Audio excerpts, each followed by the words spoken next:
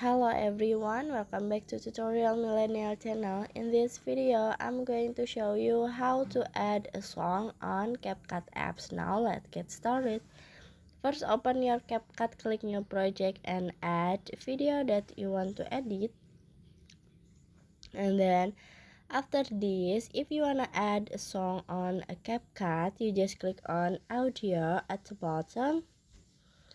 And then click on a sound, this one, click on it, and then in here you just click on three lines and love icon in here, click on it, and in here you can see many songs recommended on a CapCut. You can choose everything you like. Maybe you wanna choose this one, so click on it and click plus icon in here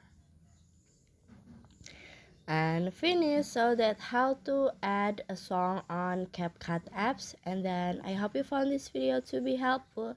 If you enjoy with the content, please consider like, comment and subscribe down below. Bye bye.